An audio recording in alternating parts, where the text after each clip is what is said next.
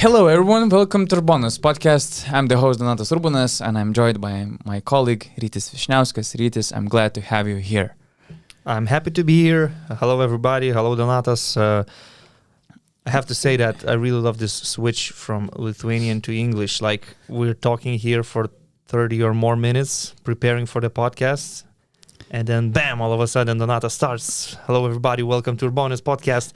And you're trying to forget every single word that you know in Lithuanian and just focus on your English language. Now I won't forget any of phrases we just said before the podcast, like don't put pasta on my ears or all the other spoons after we were dinner. translating Lithuanian proverbs directly to English word by word, and definitely spoons after dinner is my favorite one.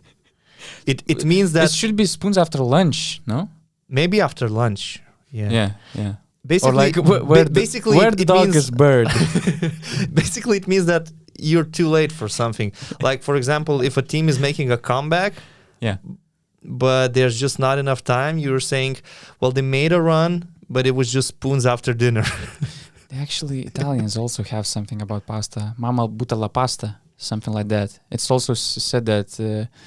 maybe I will be dead wrong with this probably, but it sounds like something pasta is cold already. Is this what Marco Guduric said to Ettore Messina? Probably, and that's the best intro we didn't even prepare for. But that's a good beginning because for sure we're gonna talk about Marco Guduric and Ettore Messina fight, big brawl, big stuff happened in Milan. Of course, with no punches at all. Actually, It was probably the softest fight we had in years. The softest fight I have ever seen in my life was when Carmelo Anthony was actually running away from the fight, and he basically wanted to watch others fighting. But that was in the United States. In Europe we had some really big moments, but we're going to talk about them later. First of all, let's focus on what happened in Milan. Yeah, we will focus about Milan things. Also, we have a game of the week, FS CSKA. We have a new signing in Kazan. So there's a lot of stuff to talk about. But yeah, let's start from Milan. So what happened in your eyes? Because I was surprised what happened actually. Watching the replay once again, because one was watching what happened after the whistle, after the final whistle, but you had to watch like 2 minutes before, and Marco Guduric was already pointing fingers at somebody. Probably it was Messina. Probably. Maybe he was pointing at fans, but if you're pointing at fans, you're not pointing at coach. You're trying to find another direction, just to avoid any possible misunderstandings. I think it was directed to Messina. It should be. It seemed like it. It's really difficult to say what happened. Maybe something was said during the game or before the game. I don't know. I haven't got a clue. But just to add, there was one version. I saw some people tweeting that just before the halftime, when the teams went to the locker room, Marco Guduric was speaking with refs, let's say too long. And according to some theories, Messina approached them and said that if these conversations, they're not taking too long, something like that. And maybe there was something personal. Maybe he said this in some bad way. I don't know. It's one of the theories. But for me, it sounds like a bullshit. I don't know. Well, I'm not sure about that. It's good that there were no punches thrown, actually. It's good that we had Kyle Hines, the leader of the Players Association, there. And he actually wanted to punish Marco Guduric or teach him a lesson. I mean, he started pushing him. It was a friendly push, let's say. The words were not friendly, probably. The push itself, maybe. But I really liked what Kyle Hines did in the aftermath. He went to Twitter and he posted on Twitter that he respects Marco Guduric as a player a lot. He respects his skills and abilities. But at the same time, he will not tolerate disrespect towards his teammates and coaches. And he mentioned an example when they played in Istanbul, and Armani, they were going for an easy one. They were dominating in that game. They did their job. They shook hands. They left the court. And basically, this is what he was addressing to Marco Guduric. You're winning in Milan. You're getting your revenge. You're beating the team that humiliated you in the first round of the EuroLeague. That's it. You win. As Kyle Hines said, I can take the beating. I can accept that the other team beat us. Move on from that. But then what Marco Guduric did, I think it was unnecessary. It doesn't even matter if Ettore Messina said something. Mm-hmm. It doesn't even matter if he doesn't like Ettore Messina or they have some history. I don't know. He never played under Messina, but you never know what kind of situations happened in the past. But you don't have to do that. I mean, respect your opponents. I mean, I am 100% sure that Marco Guduric respects Kyle Hines, Gigi Datome, Chacho Rodriguez, and all the other guys. So at the same time, show some respect to their coach, to their team, to their fans even. You win the game, leave the court, shake hands. If you don't want to shake hands, just leave. That's it. You were the better team. This is what matters. Yeah, and the worst part is that he did it twice. That was weird for me. When he increased the lead by 9, it was something around 1 minute to play in the end, and with Fenerbahce being up by 9, he already pointed the finger at let's say, Milan's bench, probably Messina. And then after the game, he was like few meters away from Messina and he did it again. So no matter what he said before, no matter what happened, I don't believe that Messina said anything that bad that you would be pointing finger at such a high profile coach like Ettore Messina in Milan. So okay, one thing, you know, another thing, I'm sorry. Mm-hmm. This is the EuroLeague, right? And these are two elite teams, Fenerbahce and Olimpia Milano. You never know where you're going to end up in the future. Why have bad relationships with somebody like Ettore Messina? Maybe there might be an opportunity in your career to play in Milan after a year, after 2 years. And now Ettore Messina would be thinking about Marco Guduric. Do I need him in my team? Do I need this character? I mean, everybody knows he's a great player. Normally, he would consider him for sure. He's a great perimeter player. He's a great player. So why burn bridges? I don't know if Milan or Messina will hire him in any in the future in any circumstances.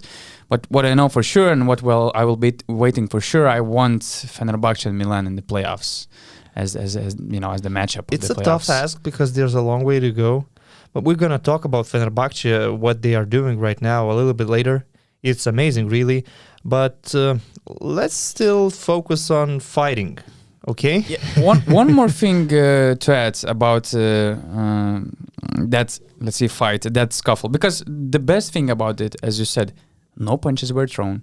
I mean, we didn't hear anything from the EuroLeague yet, so no suspensions, no fines, because nothing really happened, and that's the best thing, because it seemed like 24 players were on the court, and it looked bad, and nothing actually happened. What was also, of course, funny, the way Sasha Djordjevic approached the whole situation. He hugged Ettore Messina like a brother, or like older brother, let's say. He was like, "Oh, Ettore, just calm down. Oh, what is happening is bad. It's silly, blah, blah, blah, blah." But in the end, he almost went into fight with Chacho Rodriguez. Probably happened because he didn't like that Chacho was pointing finger at him. But which I kind of agree. But Sasha accepted Kyle Hines when he was... But Hines wasn't pointing at him. He was like showing something. He was saying something about Guduric, probably. Yeah, and Sasha was nodding. But Chacho was like, doing this. And I didn't like it either, so I'm on Djordjevic's side. You have to respect the coaches. I mean, they are the authorities in the EuroLeague. So you have to show some respect, especially when we're talking about these legendary coaches like Messina and Djordjevic. But players nowadays, I think they're too professional to actually throw punches. They feel some responsibilities. Back in the days, it was wild west, really, and people were actually fighting and punching each other. So we have some examples of that. One that comes to my memory was, I think, in 2006, when FS Pilsen was playing Fenerbahce Ülker, and Mirza Turkcan punched Marcus Hayslip in the face, and Marcus responded. And the scary thing is that Kaspars Kambala was on that court. Who knows what could have happened?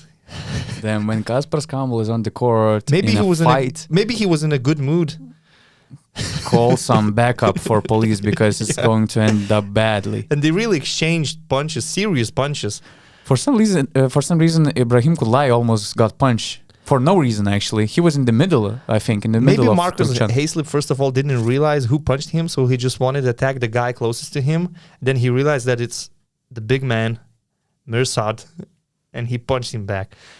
Yeah, and Kaspars Kambala, then he was running there. Oh, no, he's coming. He's the first one to come into the fight. Yeah, and if you're watching this game live in 2006, you're thinking, oh my God, Kaspars is approaching. This is going to be bad. This is not television not content. fun at all. They should end this broadcast immediately. There will be blood. But you know, the coolest thing about Rytis is that I asked him to remember some historical EuroLeague fights just to relate it to our topic about Milan. And somehow, for some reason, he brings Efes Fenerbahçe Turkish Basketball League game from 2006. How? Why? Because I was watching a lot of illegal streams in those days. I mean, I was a teenager and I was trying to watch every single basketball game I could. And if there's a big game in Turkey or in Serbia or anywhere else, I'm looking for streams online. And I really remember this game. And it was in the news as well in Lithuanian media, basketball media, I mean. So Mirsad Turkchan, he's known for his character, actually. He's a tough guy. Yeah, for sure. I tried to check for some... a good thing about the EuroLeague is that we didn't have many fights, actually, in the last decade especially. So I tried to Google some of the fights, let's say... EuroLeague fights, that's it. I typed it on YouTube. And I forgot about the great fight in 2013, Galatasaray playing Olympiacos. Ergin Ataman is the head coach of Galatasaray. Carlos Arroyo is the point guard of Galatasaray. And of course, Olympiacos, they have Spanulis. I think Papa Nicolau is already playing. Printezis for sure. And... what kind of fight it was between Mirza Begic and Pops Mensah-Bonsu. And the funniest thing is that Mirza Begic was the first one who helped out. To begin with, it was an easy situation. Olympiacos, they're up by 26, something like that. 3 minutes to play. Easy situation. Somebody is shooting free throws, and Begic and Pops Mensah-Bonsu, they're fighting for the rebound. For some reason, Begic didn't like how active Mensah-Bonsu was, and he tried to throw a elbow, let's say. And I think that he hit Pops Mensah-Bonsu. Bonsu was already irritated by the result, by the upcoming outcome of the game. So he just threw the punch straight into the face. And the funniest thing is that Mirza tried to punch him again. He missed. And he ended up... getting like 3 or 4 punches by Pops Mensah-Bonsu. During that fight, Yorgos Printezis also got 1 punch. And I was so surprised to see that Mirza Begic was suspended for 4 games and 15,000 euro fine, while Pops Mensah-Bonsu got only 3 game disqualification and 10,000 K fine. Printezis also, he was suspended for 3 games. So the only explanation is that it started from Mirza, and him throwing that elbow, but he was the unluckiest guy in that fight. You know what's the irony in this? That Olympiacos signed Pops Mensah-Bonsu after the season, actually. That's the irony already. The irony is that it happened in Peace and Friendship Stadium. We all know this legendary peaceful stadium for basketball. There's no peace nor any There friendship. was never any peace. Actually, Olympiacos, they were fined as well by 40,000 because Pops Mensah-Bonsu tried to leave the arena. For some reason, I don't know why he didn't leave the arena through the tunnel. He chose the other exit, and fans started to throw all the coins, spitting and all the things happening. So that's why they were fined by 40,000 euros. Since our podcast this week is about violence, I have to say that there could have been another fight in Europe last week in Kaunas if Derek Williams wasn't as professional as he is. Because Marek Blažević was screaming into his face. And he just pushed him. Yeah. That's all he did.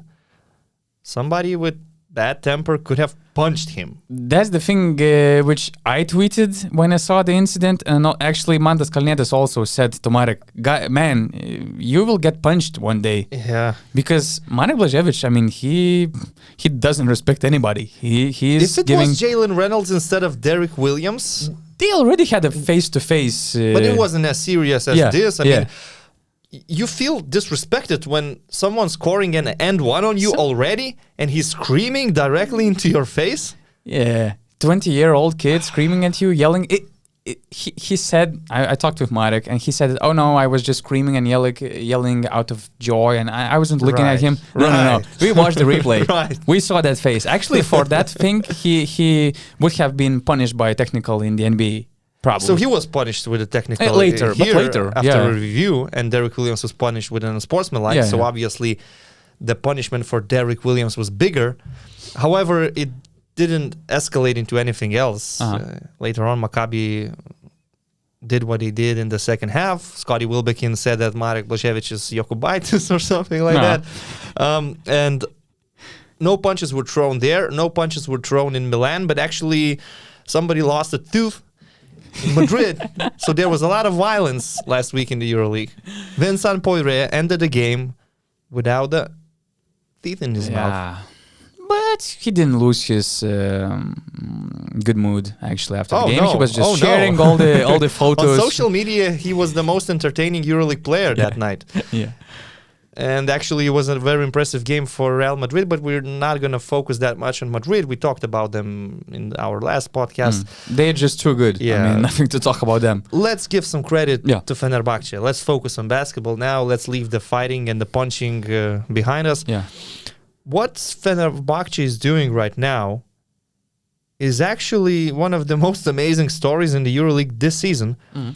Everybody was thinking when they lost the Kola and Vesely that they're doomed. They were already in a bad place. They were losing too many games. They didn't start the season very well. They lost a lot of games in the last seconds. You could have expected the morale in the team to be a little bit down. And now all of a sudden you're losing two of your best players. So what happened? Marko Guduric stepped up. Dyson Pierre stepped up. Sasha Djordjevic is showing his full coaching potential. And they're winning games. Not only that they're winning against the bottom teams, now this was a big statement win in Milan. They beat Olimpia Milano with their full roster, almost full roster. They're still waiting for Shevan Shields and some other guys to recover. Yeah, but still, it's a very good team. Yeah. They also signed a new player. And Fenerbahce came in there with Marko Guduric as their primary ball handler, with Dyson Pierre fighting for 36 minutes, with guys like Achille Polonara who are very hungry. And they're extended their winning streak. And they're moving up the standings. In the meantime, the Kolo and Vesely are getting healthy. So it's amazing what's happening. Definitely Fenerbahce now are serious playoff contenders. Yeah, I remember 1 month ago we were talking about that bad situation right away after Asvel game, when we knew that the Kolo will be out for like 2 months, Vesely out for more than 1 month, and we were already saying that, does it mean that Fenerbahce, they are already out of the playoffs? Although we were smart enough saying that, they have some okay schedule. They're playing at home. Also, they will have some players which will step up for sure. And sometimes the smaller rotation helps these players to get some confidence, which they actually did. And we have some examples that, at least for a short term, these kind of difficult situations, going through obstacles, they kind of unite the team. And it seemed like that this is what happened with this Fenerbahce team. As I mentioned, they're on a 4-game winning streak, winning against Zalgiris as well, Milan, Olympiacos. It's all started from that game. And I tried to check. The funny thing, we had a Zoom meeting this morning, and we have one Turkish colleague, and his impression about Fenerbahce winning streak was, I have no idea how Fenerbahce managed to do that. Dyson Pierre actually played 40 minutes in Milan. 40 minutes. Marko Guduric carried the team in the game against Zalgiris. With all the criticism he's getting right now for what he did in Milan, he was playing amazing basketball. He was averaging, during this stretch, he was averaging 15.5 points on 70% 2-point shooting and 50% 3-point shooting, 4.8 assists, 2.5 rebounds, 2.3 steals, only in 22 minutes. That's an amazing basketball. He's showing leadership. But actually, we should not be surprised about that. I was surprised about Guduric starting the season poorly. Because of the injury. He had some very irritating injury, which stopped him for a while. Let's remember when he was playing for Željko Bradović in Fenerbahce, when they had some injuries, when they needed to rest Kostas Lukas, he was the ball handler. Yeah. He was the creator. He has all these skills. He had amazing performances for Serbia national team as well. He is in his prime. So I'm not surprised he's doing what he's doing right now. But it just shows that players at this level, they have such strong personalities. The Colo is out. Mm-hmm. You need to step up. And he's delivering. I mean, Pierre-Henry, you can say he's not very consistent. He got injured recently, and actually he was averaging only 6.5 points. Yeah, but what I love about him is that he's showing so much passion.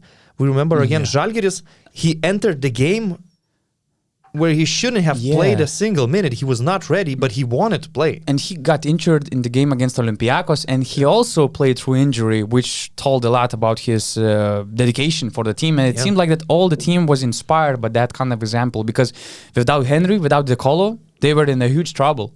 So this is a team with a lot of character and great mentality. And in short term, it helps to compensate your losses. And De Colo with Vesely, they should be back this month. Jan Vesely, I saw photos in the next that he was couple of already weeks, practicing, making some shots, and who knows, maybe for the game against Bayern, or for sure maybe for the next week, he should be ready. Now they're facing... De Colo was out for a longer time, probably he's few weeks away from playing. Okay, so now they're facing Real Madrid on Tuesday, and then it's Bayern. On Friday. Then there's this break. And February 25th in Monaco, I expect to see them back. So it's a good opportunity for them. I mean, now in the next two games, even if you lose one, for example, against Real Madrid, it's not a huge problem. The game against Bayern Munich will be the crucial one. Yeah. That's their direct rival for the playoffs. It is very interesting to follow Fenerbahce actually this year. I try to find some statistical explanation, because looking at Fenerbahce game, you don't see any huge difference. We already mentioned, a shorter rotation. They were always a defensive-minded team, and they kept that kind of mentality. And their numbers didn't change a lot. For example, the biggest difference was that their offensive rating improved from the 10th to 5th. But for example, they were the best 2-point shooters before. They still are. They improved their 3-point accuracy by like 3% to 36, which is not impressive at all. But the main difference is in the fourth quarter. If you remember, in the beginning of the season, we were always saying that they were super unlucky, or they lack of killer instinct, or they're lacking of, let's say, sharing their roles or sharing who should finish the game. And now, in the last 4 games, they won 4 quarters, which actually decided games by 9 points on average, which is crazy. They scored almost 24 points per 4th quarter, allowing only almost 15 points. And that was crucial against Milan, 17-9, against Asvel, 21-13, Zalgiris, 29-16, great comeback. They were down by 20 almost. And of course, Olympiacos 28-21. So that's an amazing change. And we just have to give a lot of credit to Coach Djordjevic. I don't want to show any disrespect towards nobody, but I couldn't imagine under these circumstances Fenerbahce winning with Igor Koshkov being the head coach. I could not imagine that. And with Sasha Djordjevic, first of all, you have a head coach with winner's mentality, a true Serbian coach, old school Serbian coach. And with Igor Kokoshkov, without the Colo's talent, I don't think they could do anything like this. So the move they made in the summer, which was unexpected, when they hired Djordjevic, when Kokoshkov decided to leave for Dallas, turns out to be the right decision, in my opinion. Yeah, when we remember Fenerbahce under Kokoshkov, it was a team playing some basketball. They were winning because of talent, because they had the Colo, because they had Lorenzo Brown, because they added Guduric in the middle of the season. That's why they were winning. I didn't see a lot of strategy or tactics. They were playing sort of NBA regular season basketball. Exactly. Now this just team... pick and roll with Vesely every single time, and you have the talent, and you're going to win some games. And in the end, you finished 7th or 6th in the standings, and they faced CSKA in playoffs. So in these type of situations, injury crisis, you need real European coaching, and this is what Djordjevic brings to the table. You need character, and this team is showing character. They are super aggressive. They're playing very tight defense. They're crashing the boards. They're very physical. They're tend to play slow tempo basketball without giving fast break opportunities. And and they're using all these fast break opportunities.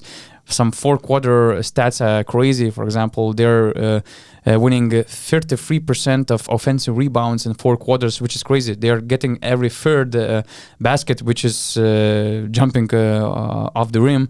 By a lot of factors, they are first in offense, first in defense, first in rebounding, true shooting percentage, first in assists, first in offensive rebounds, first in forced turnovers, first in defensive rebounds. That's a hell of a factor that helped them to win. So, but as we said, it's not a coincidence. That's the outcome of the character they were showing, and I try to find some explanation, but even Fenerbahce people, they're saying nothing actually changed. We were playing like this way all season long, and the best thing is that despite the defensive mindset, some fans from the beginning of the season, they were criticizing Djordjevic, they were criticizing Fenerbahce, they didn't play attractive basketball.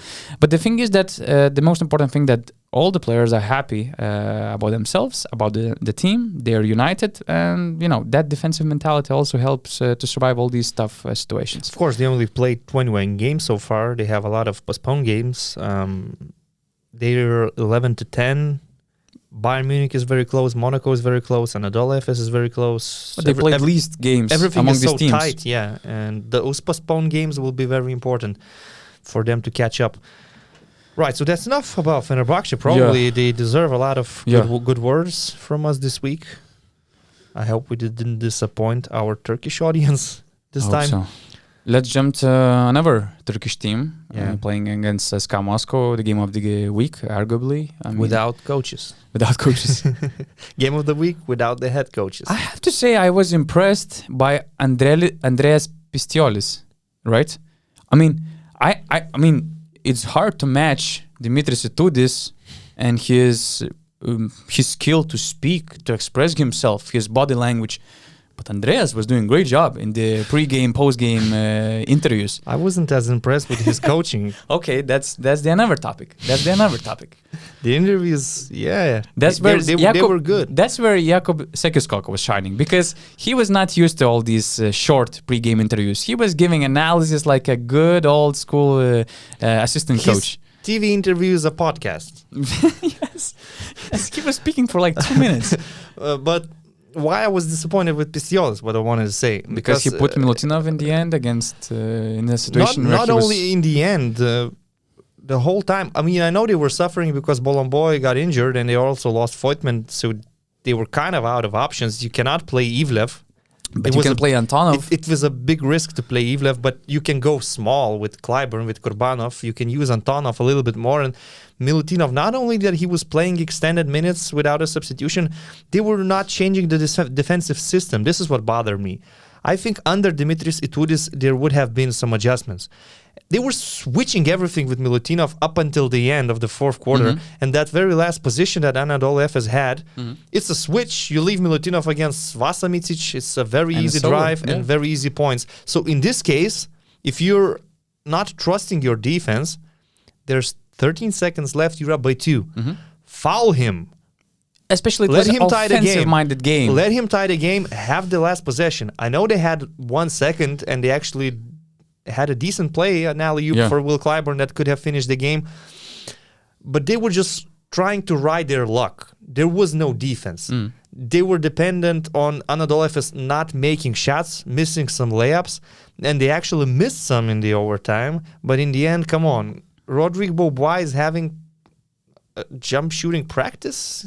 Wide open buckets. And they were making all the shots differently from the last few games. CSKA had the momentum. They had an 18-0 run in the beginning of the third quarter when Daniel Hackett was playing superstar basketball. It seemed like they had this game in their hands, but then Bolomboy's injury happened. Then Anadolu Efes finally made some shots. And then another thing. I don't think Dimitris Itoudis would have done that. Okay. Trusting Vladimir Ivlev even for a minute, and making him I was also switch. surprised. You can try to play with Ivlev, let's say the first minute of the fourth quarter, while you still have the 14 fouls. So he will go there and he will make a couple of fouls. In the meantime, Milutinov will catch his breath and he will come back. But he just threw Ivlev in the middle of the third quarter. There were some fouls, and Vasamichis obviously saw Ivlev as an easy target. Everybody saw it. So with Dimitris Itoudis by the sidelines, there would have been better coaching decisions, and maybe they would have won the game, even with the injuries that happened. I'm not showing any disrespect to Pistianis. Nobody wants to be in these circumstances. He was in a super tough situation. Definitely, as you said, his interviews were great and very professional. And even with all these mistakes, with all these decisions, they could have won the game. Another thing, if they would have won the game, it would be a scandal. Because, you mean in the overtime, when Clyburn made an offensive foul? It was a clear offensive foul. But I'm talking about the regulation, end of the regulation. I mean, it was all set, except from that playing switch defense. But for example, it was all set with Hackett making 3-1. It was amazing. Andrei Vatutin is jumping out of this chair. Hackett making 3-1 and marking his career high. I think it was his 30th point in that game. Yeah, he got 31. And after he made a free throw, they were up by 2, and that Milutinov switch on mid-range happened. But then Hackett made a great pass to Will Clyburn. Of course, it was a tough situation, but you can imagine winning the game that way. Hackett, the game of his life. Yeah, I remember, for example, Dwight Howard winning game in this way in the NBA when he played for Orlando. Dunk. So it's possible. Will Clyburn missed it. Yeah, I agree with what you said, but still, what happened in the overtime? Will Clyburn, it was a charge. Yeah. And then he made a pass, and Alexis Shved was wide open. He was open. So if he makes the shot, FS lose the game. Ataman at home would go crazy, even though he said he was kind of relaxed. But if they lose and he sees that, what happened, Will Clyburn I want Ergin Ataman impression on that last possession. Will Clyburn's charge. His son Sarf is also watching the game. Ergin Ataman, he said that I already see your face. I cannot stop laughing, but okay. Because Ataman, after the last game, when they won against... Who they played against? Anyway. Panathinaikos? Yeah, probably not. Anyway, what's the difference? He coached the last game. Asvel. You mean the very last game? Yes. Yeah, and he mentioned that he was watching the game against CSKA as a fan with Sarf, and he enjoyed that time. But watching the game as a fan and being Ergin Ataman, I want to hear him watching that last possession of CSKA Moscow. Look, son, this is not fair. Look what the EuroLeague do to us. It was an offensive foul on Will. He just attacked Shane and they didn't whistle. It was a clear foul. Son, this is not fair. We're gonna fight this injustice. We will win the EuroLeague for Anadolu Efes again. We will be 3-time champions. 3-peat for Anadolu Efes. Respect for Istanbul. Anadolu is great. Thank you, coach. And what would be your statement after winning the game? Better team won. Okay. I'm good. So yeah, I was having this scenario in my mind, watching the game, because there were some tactical situations and very poor defense. I mean, FS made 19 3-pointers. It's crazy. In last 5 games, they made 22 of 100. And that was a EuroLeague I wouldn't even say it was very poor defense. I would just say there was lack of defense. There was no defense. Yeah. I felt like watching, for example, Brooklyn Nets against Denver Nuggets yesterday. Maybe Ataman was okay, but Itoudis, it was a whole different scenario watching that TV. Yeah, I believe so. And it was a very important point for CSKA. If they had this win, they would move up to the 4th place. They responded actually against Alba Berlin. Oh yeah, but Alba Berlin is not Anadolu Efes. One thing is for sure. Even though Alba Berlin, I think, was the biggest surprise of the week. What they did to UNICS. That's crazy about UNICS. I mean, they're the team which can win. They were the best team in the EuroLeague. They won against Barca, Efes, very solidly. Even the game they lost in Barca, they didn't deserve that loss. They were playing the best basketball in Europe, but somehow this is the team which sometimes they lose games against Alba by 28, Fenerbahce 39. What's the middle for this team? I don't understand. Because they're the best team and sometimes they're the worst team of the EuroLeague. It's just Kazan we're having this year. Of course, there were some explanations, some reasons behind of that, COVID and stuff, but... And since we're talking about Kazan, we can say that they actually signed a player they needed. Velimir Perasovic was talking in some interviews that they need more depth in the squad. We really felt when Isaiah Cannon had to miss a single game, and you already see that there's a problem. There's nobody to take these minutes. So they really needed to add somebody. And they added quality, not just somebody. They added experience. They added John Holland, who played for UNICS Kazan actually last season in the Euro Cup. In my opinion, it's a very solid addition. He can work as a backup for Mario Hezonja in some situations. He can play as a shooting guard, forward. Yeah, it's a good signing in my eyes. Yeah, it's a big body. It fits UNICS style of game they're showing this year, because maybe Holland is not the best elite defender, but he's always showing that willingness to play defense, and that's what Perasovic needs in this situation. He's a good 3-point shooter. He had very good percentages in previous seasons, so he can make spot up shots, which also this team needs. And the best thing is that he knows the team, he knows the city. He won't be surprised by the cold in Russian. UNICS also know him. Coach is different, but they know what kind of character he is. He's a great guy in the locker room. He will come off the bench, and it's just a good mutual agreement for both parts. Yeah, because players like Kuzinski, I mean, they're limited. Although he's doing the best what he can do, he's doing actually. a good job with his role. He's doing a good job, for sure. He's starting the game, but if you're now energy, already thinking about shots. making the playoffs, in the playoff series, you need to shorten your rotation to 8 or 9 players, and you want to have as much quality as possible. And John Holland, I think he also fits their defensive system. As we can see, he averaged a steal per game last year in the Euro Cup, and stealing the ball from the opposition is very important for UNICS Kazan. John Brown is a master at this, but others are also contributing. And also you want to protect Mario Hezonja a little bit. You don't want to overplay him in the regular season. You need to have Mario Hezonja being 100% ready for the playoffs. And let's not forget, they're not only challenging for the EuroLeague Final Four, they're also challenging for the VTB League title. So John Holland will be a good option for Coach Perasovic. Yeah, I've also heard that UNICS might still remain on the market, and if they will add anybody until the deadline, which is February 23rd, it might be the big man, frontline player who could play fifth or power forward or center. I can understand that, because at the moment, basically, you're playing with John Brown, Tonje Džekirija, and Andrej Voroncevic. Perasovic doesn't really trust Gerald Brantley. He didn't even step on the court in Kaunas. So a big guy, somebody who can play in both 4th and 5th positions, would actually complete the roster, in my opinion.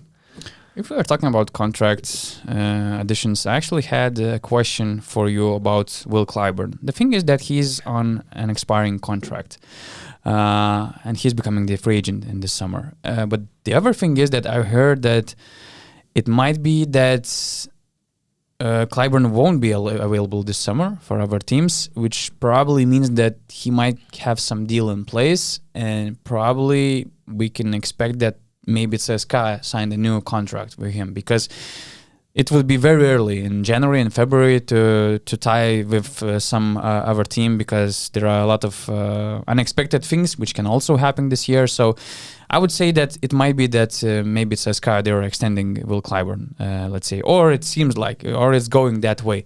But the question is, do you sign Will Clyburn to an extension if you're Andrei Vatutin in this situation right now in January, February, not knowing how you will end up this season, knowing what you have under contract already? I do, because who else I'm going to sign? Who's better than Will Clyburn? I know he's maybe not having his best year, but are there better players in the small forward position? Who would you Only sign? Vladimir Lucic is becoming a free agent. But okay. I would love to have Vladimir Lucic if I have scorers. I need scorers to be next to him. Clyburn is a scorer himself, and when you have Tornike Šengelė or Nikola Milutinov, you need some elite players on perimeter. Well, Lucic can be a scorer, but the problem is Vladimir Lucic is 32 years old. Clyburn is also, let's say, old. Okay, but he has been here for a long time, so you already know him, and Itoudis knows him. Clyburn is 31. He's turning 32 in May. I don't see any reason to not keep Will Clyburn. However, if he was on the market, I know a team that should go for Will Clyburn. In my opinion, it is Anadolu Efes. They need some more power in small forwards position. When you're playing with Krunoslav Simon, other teams definitely attack him with players like Clyburn and Lucic and Kalinic and all the others who are bigger, above 2 meters. And at the same time, Krunoslav Simon is getting older. Sometimes you're trying to play with free guards like Micic, Larkin, and Bobois. And if they had more power in small forwards position, it would make them a lot better. I think this is one of the positions they should try to improve in the summer. James Anderson could be leaving. He's already a veteran also, and he's only a defensive player. So if Will Clyburn was available, I think Ergin Ataman would call him or call his agent. But if CSKA has the option to keep him, and if that was a decision to make for me, I would sign a 3-year contract with Will, and then I don't have any worries about my small forward. The only thing why I was concerned that he's not really efficient this season. He's shooting only 43% from the 2-point range and 33% of beyond the arc. Although he's having a career high season in points, averaging 14.9. But as I said, he's not very efficient. He's not very efficient against the best teams. For example, against Efes, although he scored 19 points, he made 7 from 19, and in the crucial moments he was losing balls, missing shots, making charges. Unwhistled charges, let's say, and against other teams like Real, 4 of 16, UNICS 3 of 10, Barcelona 1 from 9. I mean, he had some bad games, although he started the season really well. 29 points against Olympiacos, for example, 26 points against Fenerbahce. So maybe it's just a bad stretch for him. But if I had better options in the free agency, I wouldn't hurry with this extension.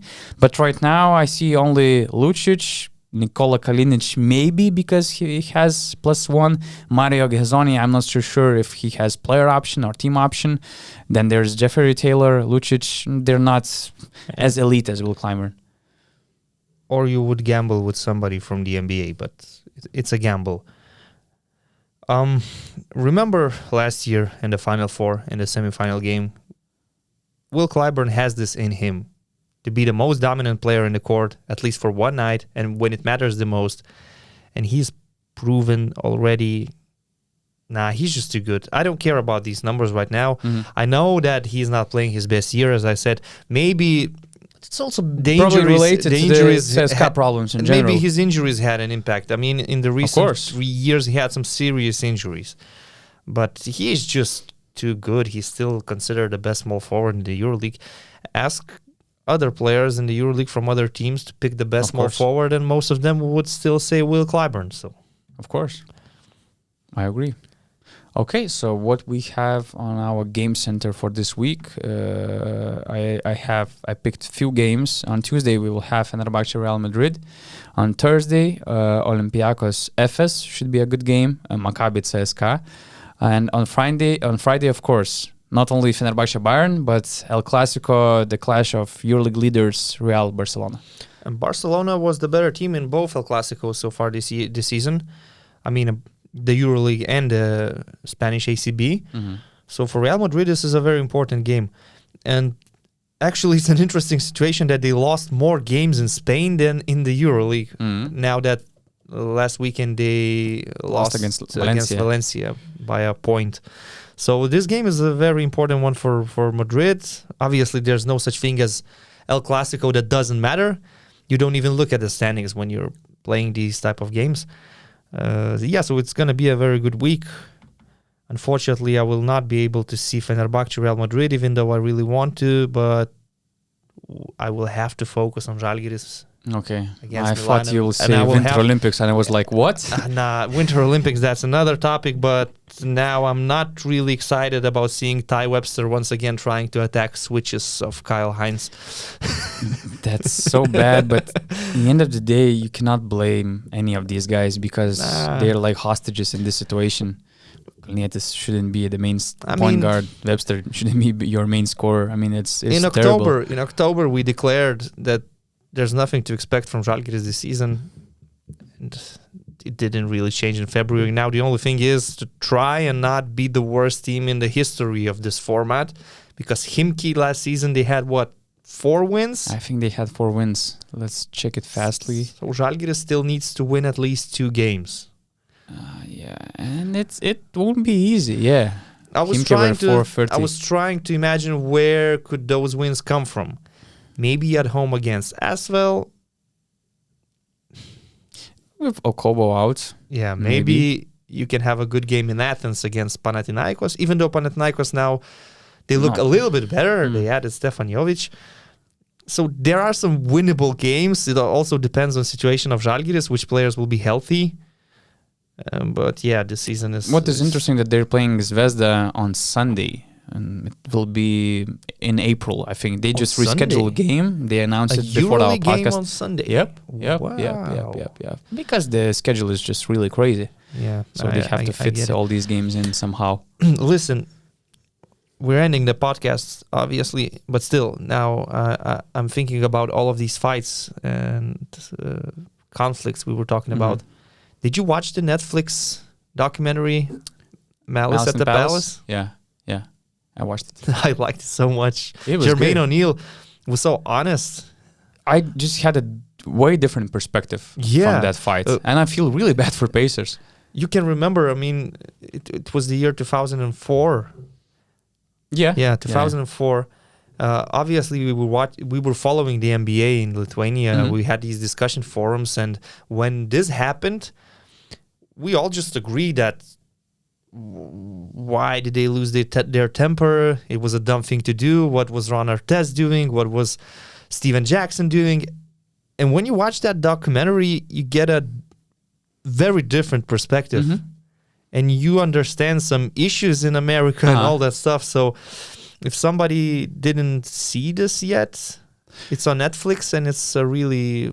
very, very good content. Labeled completely as bad guys. Yeah. And it's just like with Marko Guduric. When we don't know the second opinion, second perspective of the story. Maybe so. Maybe so. It was the last shot for Reggie Miller to get his ring. And they had a very good team. And everything was destroyed that night in Detroit. I actually, before watching that documentary, I didn't realize how good they were actually. Oh, they were a very good team. In the year before... I just forget that. In the year before, they played against Detroit. If people say that there's no defense in the NBA, in 2004, Indiana Pacers against the Detroit Pistons, it was the most defensive basketball series ever. They were like between 70 or 80 points, something like that. You're playing 48 minutes of basketball with guys like Reggie Miller, Chauncey Billups, Rip Hamilton on the court, and the game ends 76-71. And Tayshaun Prince, legendary block happened. I just love those historical moments of the NBA. I cannot help myself. I mean, I love the EuroLeague a lot, but none of these Final Four moments are stuck in my head as much as Tayshaun Prince blocking Reggie Miller, Ray Allen hitting a three-pointer over Tony Parker's arm. We will all remember Printez's I remember Printez's, but those NBA moments are so epic also because there are legends and documentaries created about them based on everything what happened. The Americans know how to make a good product. If something happened, they can make a 2-hour documentary about that one single shot. This is so impressive, right? Yeah, I know I got a little bit off topic. No, it's but okay, because actually what was interesting that Ron Artest almost ended up signing with CSKA during his disqualification. I remember that story. But it was just, it wasn't allowed. I just opened the article. It said that, according to El Mundo Deportivo, that CSKA, they offered 1 million contract for Artest until the end of the season, but Indiana didn't let him go because he was under the contract. Ron Artest in Moscow. Wow. In 2005. Oh my gosh. Wait. 2004 probably. Yeah, but it was the 04-05 season. Oh yeah. It was something in December probably because it was the beginning of the season because he was suspended for 72 games. It was the beginning of the season. But Ron Artest in Moscow, can you imagine that? No. J.R. Holden is there. Trajan Langdon is there. They're coached by Guduric Messina. They have some other tough guys like David Van Der Poel, Victor Hjapa, Matjaž Smodiš, and Ron Artest is there. That's just amazing. Could have been another interesting story. Yeah, all these old good stories. Just watch Marcus Jaislip against Mirsad Troshan on YouTube and that's just good.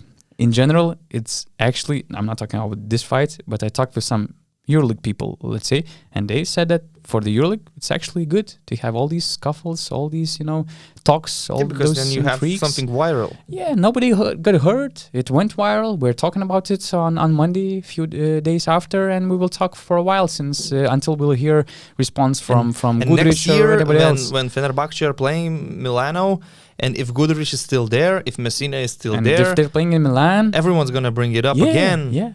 And that's good. Let's make all these stories. There will be more hype. Big things, of course. But still, another thing. I'm sorry. Okay. I'm sorry. I know we had to finish. We're good. Those quotes from Andrea Trinchieri and Šarūnas Jasikevičius. Actually worth mentioning, about I think. The calendar? Yeah. About how it is too difficult and how Trinchieri said that in the NBA, you can afford to lose some games.